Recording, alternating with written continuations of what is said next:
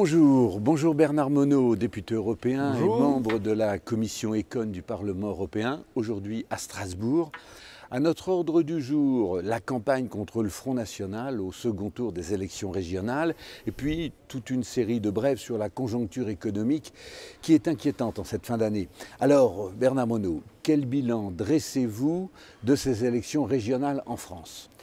Plutôt très encourageant parce qu'il y a eu une progression de voix assez impressionnante en fait depuis les élections précédentes, que ce soit départementales, municipales, départementales, européennes et maintenant régionales. Le Front National, on peut le qualifier de premier parti de France aujourd'hui en nombre de voix exprimées et moyennant quoi, si vous voulez, nos adversaires sont obligés de former un conglomérat à la fois d'ex-UMP, d'UDI et de Modem pour pouvoir arriver péniblement au même niveau que nous, parfois même des fois derrière. Et puis au deuxième tour, former une espèce de mésalliance pour faire élire leurs candidats avec des voix des socialistes. C'est quand même un paradoxe, c'est une véritable trahison notamment des électeurs socialistes. Alors presque 7 millions de voix, c'est un record pour des élections régionales. Absolument. Effectivement, si on faisait une péréquation avec une participation à des présidentielles comme en 2012 de 80%, nous pourrions faire une extrapolation à 9 millions d'électeurs. Et vous atteignez des records en nombre d'élus également ?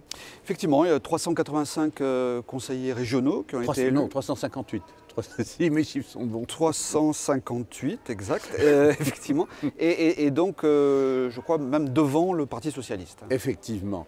Alors pourtant, ce second tour s'est déroulé dans une ambiance de franche hostilité contre le Front National. Ah, complètement. Une hystérie même de l'ensemble du système, de la classe politique, médiatique, économique. Même monsieur Richard, le président d'Orange, s'est positionné. Le MEDEF, juste la semaine avant le premier tour, monsieur Gattaz est sorti de sa réserve, alors qu'il ne doit pas faire de politique, mais il n'a pas pu s'en empêcher. Et si vous voulez, c'est un raz-de-marée qui s'est mis face au Front National. Alors, monsieur le député européen, ça c'est de la politique intérieure française. Ça ne concerne pas l'Union européenne. Oui et non. Alors oui, parce que on s'aperçoit que le commissaire européen, M. Moscovici, donc français, qui avait affiché l'année dernière un devoir de réserve par sa fonction, une fois qu'il avait été élu, est sorti de son devoir de réserve pour effectivement dénoncer la présence du Front National en tête dans les élections. Et ça présente un précédent, si vous voulez. Et vous avez pris une initiative sur ce sujet-là. Exactement. J'ai posé une question à la Commission européenne, ouvertement, demandant pourquoi un commissaire européen se permettait une ingérence nationale par rapport à un parti politique en particulier. Voilà. Que ce soit le Front National, comme un autre d'ailleurs.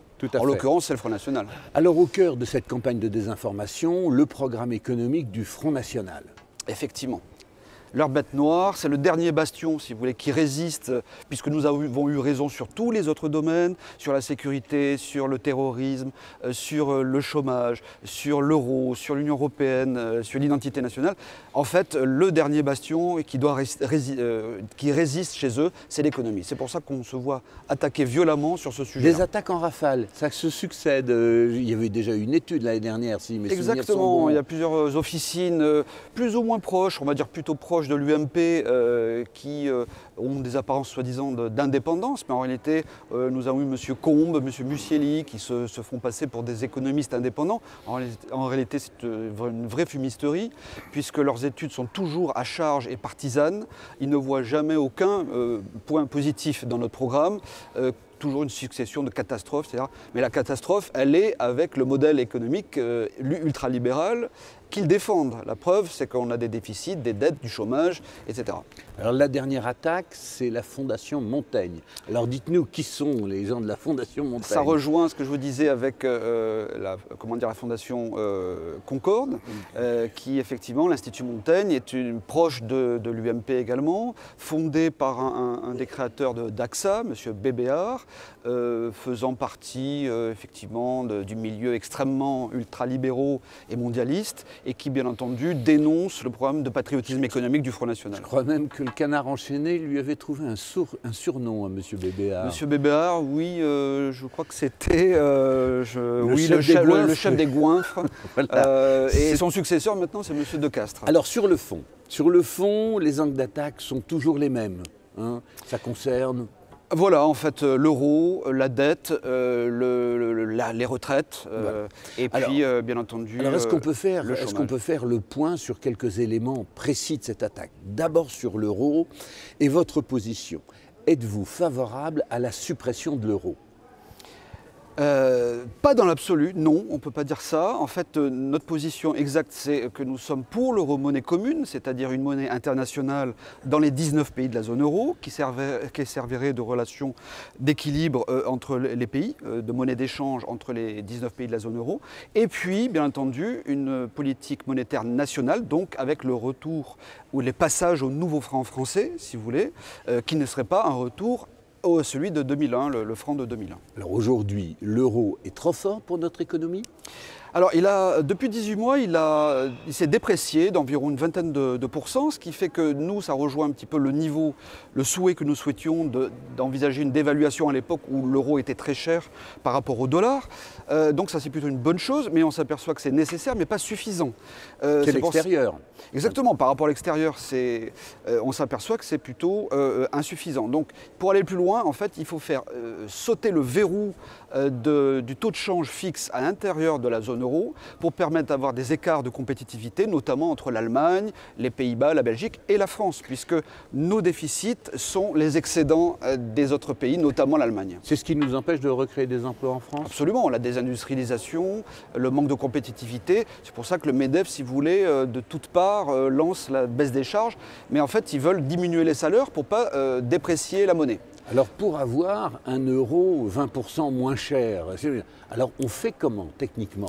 Alors il n'y a plus besoin en fait, puisque comme je viens de vous le dire, les taux de change ont diminué par rapport à l'euro-dollar depuis 18 mois. Donc oui, on est à l'intérieur de la zone euro. Mais effectivement, il faut rétablir une monnaie nationale, quelque part un petit peu comme le Royaume-Uni, puisque le Royaume-Uni fait partie de l'Union européenne, ne fait pas partie de la zone euro et ont leur monnaie nationale qui est la livre sterling, pour lequel c'est plutôt satisfaisant pour eux, puisqu'ils ont en 2014, ils avaient 2,70 de croissance économique et 2 fois moins de chômage qu'en France. Ce sont les éléments de la souveraineté que nous souhaitons, nous également retrouver. Nous souhaiterions être dans le même statut dérogatoire que le Royaume-Uni au niveau de la France. Je comprends. Je ne vois pas ce qu'il y a d'excessif dans tout ça.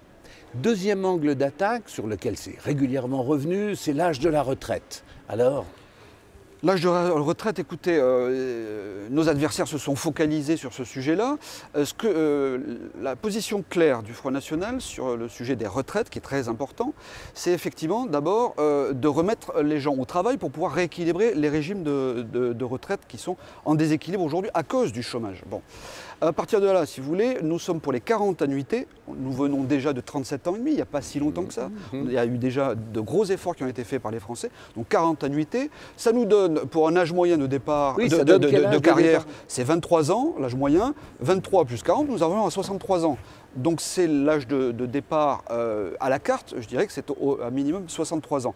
Mais ça concerne, notre position concerne l'infime partie des Français qui pourraient partir à la retraite à 60 ans une fois qu'ils auront rempli toutes leurs conditions, notamment de 40 annuités. Ceux qui ont subi une pénibilité et des carrières longues, pourquoi on nous serine avec cette histoire de l'âge à 60 ans alors que vous venez d'expliquer que ce n'est pas le cas? Parce que nos adversaires politiques mettent le doigt sur quelque chose qui leur paraît négatif. Mais c'est pas du tout, c'est une caricature qui est... Le bon marqueur si j'ose dire, c'est donc les 40 annuités de cotisation. 40 annuités, c'est la situation d'aujourd'hui. Pour obtenir une retraite à taux plein. À taux plein. À taux plein que nous avons estimé à environ à 65%. Voilà. Alors qu'en appliquant l'ensemble des recettes et des réformes que veulent faire l'UMP et le PS, ça arriverait rapidement en dessous de 50%. 40 annuités, c'est coulé dans le bronze pour l'éternité? Non, tout évolue, rien n'est figé dans la vie. Et donc là aussi, s'il est nécessaire d'augmenter le taux plus tard, mais nous estimons que 40 annuités à l'heure d'aujourd'hui, c'est suffisant. C'est un équilibre?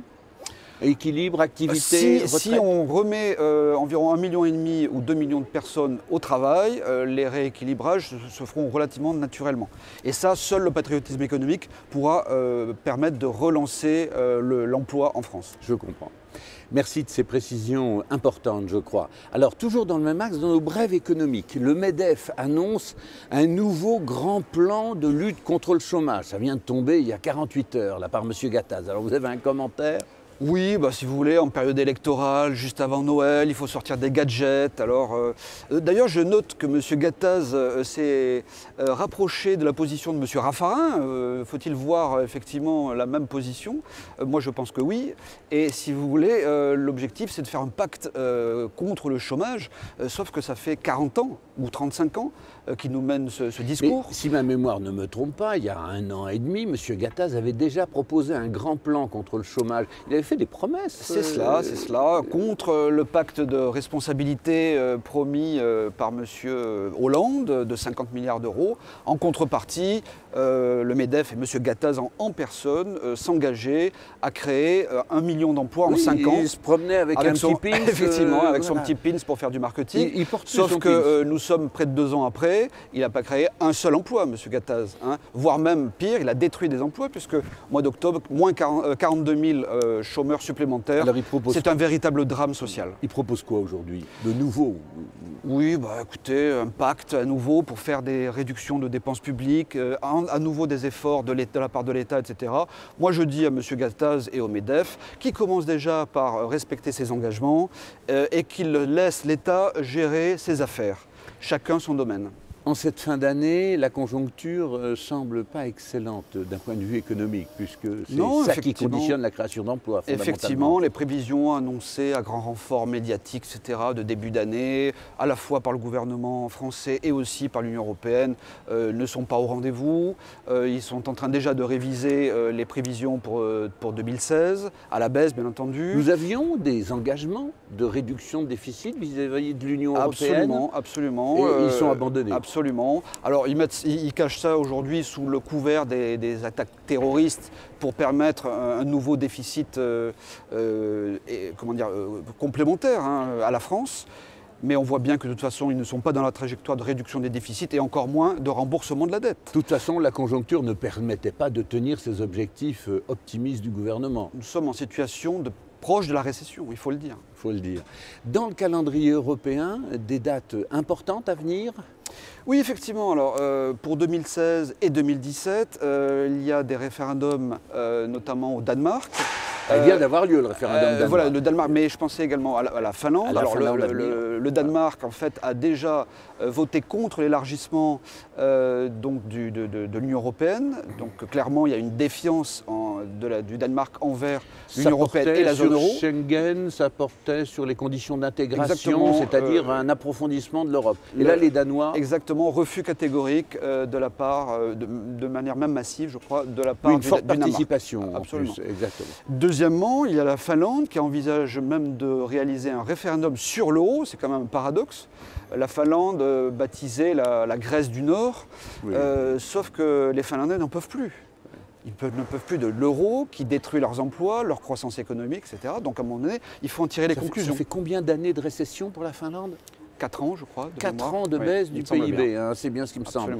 Et puis référendum aussi à venir, alors ça on en a parlé, ça les médias n'ont pas occulté, c'est le référendum anglais, enfin britannique on va plutôt dire. Le Brexit. Le Brexit, alors le Brexit, moi je dirais que M. Cameron agite un petit peu ça d'un point de vue de marketing politique pour essayer d'affoler un petit peu et de faire réagir les électeurs britanniques.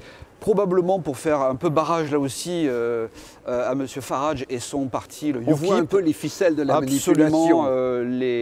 L'oligarchie n'est pas bonne, mais en attendant, ils tentent de bien se défendre. Faire croire qu'il obtient quelque chose pour empêcher les Britanniques de voter contre l'Union européenne. Et j'en profite pour dire que la France de Marine Le Pen, avec son programme de patriotisme économique, en quelque sorte, serait le Royaume-Uni, avec la monnaie nationale, la banque centrale, être hors des accords de Schengen, c'est-à-dire contrôler toujours les mêmes éléments de souveraineté qu'on demande. Maîtriser absolument tous les éléments de la souveraineté nationale, maîtriser son budget et également, très important, contrôler son système bancaire.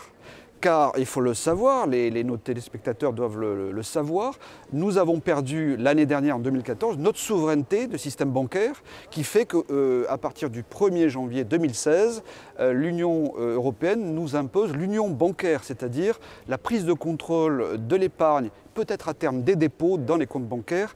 Et là, c'est un véritable fléau démocratique. Moi, le Front National le dénonce et je le ferai particulièrement à partir de l'année prochaine, en expliquant clairement les choses. Revenir en détail sur ce mécanisme un peu diabolique. Absolument. On est en fin d'année, on est à l'approche des fêtes, alors vous avez un dernier mot? Oui, effectivement, par rapport à nos auditeurs qui nous ont écoutés tout au long de l'année, et on espère les avoir réinformés sur la réalité des choses. Effectivement, moi je souhaite une bonne fête de fin d'année, de Noël et donc de jour de l'an dans leur famille, et leur souhaite plein de bonheur. Merci Bernard Monod, merci de votre attention et à bientôt.